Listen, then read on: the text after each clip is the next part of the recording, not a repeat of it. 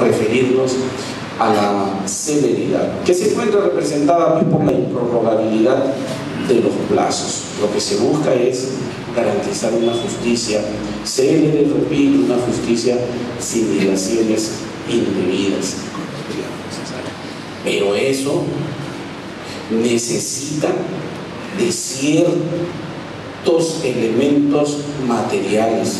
Tenemos que ser sinceros en reconocer el actual proceso ordinario laboral tiene como plazo para emitir sentencia 15 días después de haber concluido la actividad probatoria.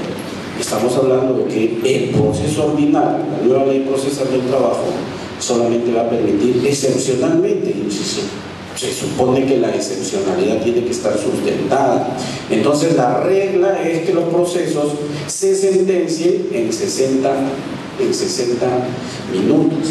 Pero hay una tingencia, es que hay situaciones materiales y humanas que tienen que contemplarse.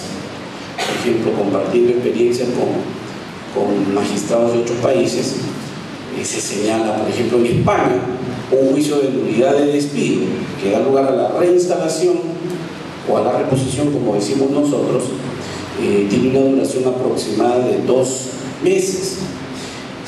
Pasados los 2 meses, sin perjuicio de las sanciones disciplinarias que me imagino corresponden, las remuneraciones devengadas son de cargo del Estado. O sea, el empleador solamente paga las remuneraciones devengadas, las que se generan en un proceso de nulidad de despido de los 2 primeros meses. Y el resto del periodo, si es que el proceso se extiende más, lo paga el Estado. De allí que alguien dijo, bueno, sí, yo también resuelvo los casos rápidos y sé que me van a imponer alguna sanción grave. Pero eso no es el tema, no es el tema de las sanciones, no es el tema. Sino es que lo fundamental allí es que hay cargas estándar. No ingresan la cantidad de procesos sin medición alguna, sino que los juzgados mantienen cargas que les permiten efectivamente resolver los casos en ese periodo. Y como vamos a ver en la actuación probatoria, cuando nos referimos a la actuación probatoria, son otro tipo de realidades en donde la formalidad de las relaciones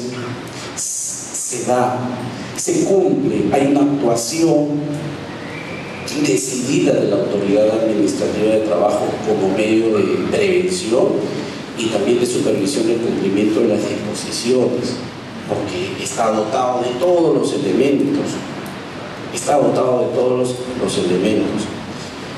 Para tocar otro tema que ayude o abone en estos temas de la necesidad de los recursos, tanto materiales y del potencial humano respectivo.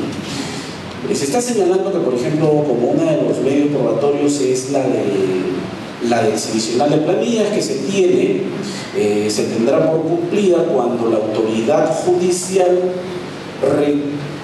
requiera o solicite al Ministerio de Trabajo que le proporcione la información de la planilla electrónica.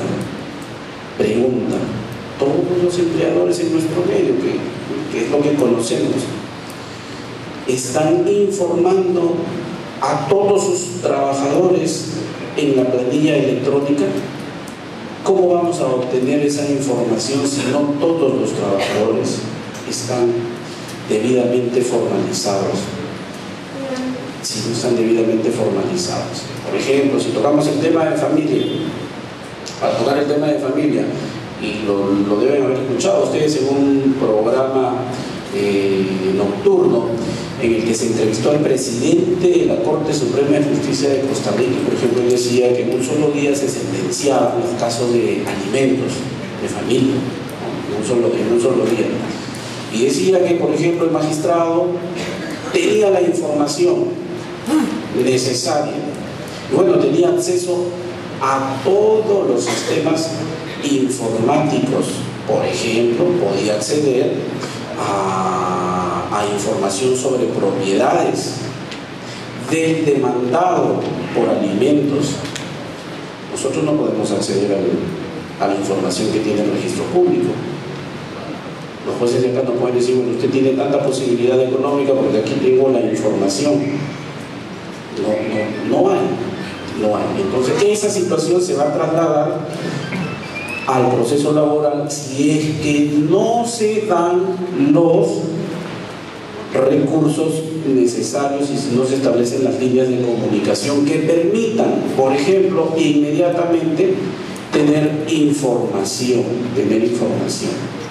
¿Sí? Entonces la celeridad es fundamental, como ya les había señalado, porque en un proceso laboral se discuten temas de carácter alimentario, se discuten temas que tienen que ver con la dignidad del trabajador, con la preservación del vínculo laboral, que es el que le permite pues al trabajador tener los recursos para el bienestar suyo y el de su familia. Y esto tiene su raigambre constitucional. El artículo 139, inciso 3 de nuestra Constitución dice que es garantía de la administración de justicia el debido proceso, y el debido proceso comporta celeridad. Concentración y continuidad lo conocemos. Economía procesal igual. Lo vamos a ver cómo se estructura en función de audiencias, y eso está permitiendo que los tiempos vayan acortándose. En cuanto al principio de veracidad, que es un principio fundante, pero que también se traduce en un principio operacional, tenemos que decir que en el proceso laboral, como ustedes saben, buscamos de sobremanera la verdad. De allí que, por ejemplo, vuelvo a referirme sea de uso el principio de primacía de realidad. El principio de primacía de realidad que nos permite desentrañar distintos asuntos, y por ello es que en el actual proceso, por ejemplo, este principio de veracidad permite ser realizado, por ejemplo, a través de la actuación probatoria de oficio, prevista como facultad en el artículo 28 de la Ley Procesal del Trabajo vigente, y que también se vuelve a considerar en la nueva Ley Procesal del Trabajo.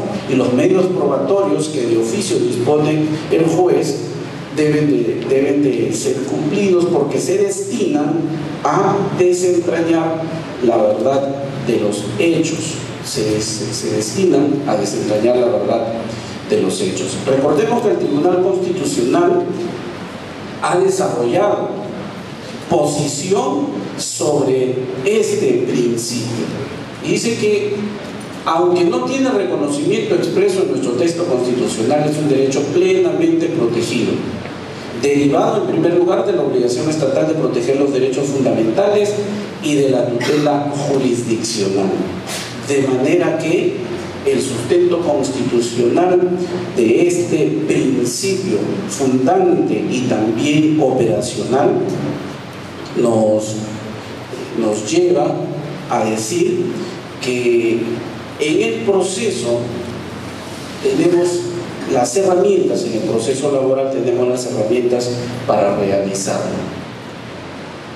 En cuanto a la gratuidad, la nueva Ley Procesal del Trabajo mantiene el principio de gratuidad para el prestador de servicio, ya no se llama trabajador, para el prestador de servicio. Todas las instancias señalan cuando el monto total de las pretensiones reclamadas no supera las 70 unidades de referencia procesal. Ahora, la interrogante es, ¿esa declaración es suficiente? ¿Qué aspectos abarca? Bueno, los que conocemos es que solamente abarca los referidos a las tasas. Pero diríamos, ¿se hace verdaderamente efectiva solo con exoneración de tasas la gratuidad? Ven ustedes, en la legislación procesal venezolana se exonera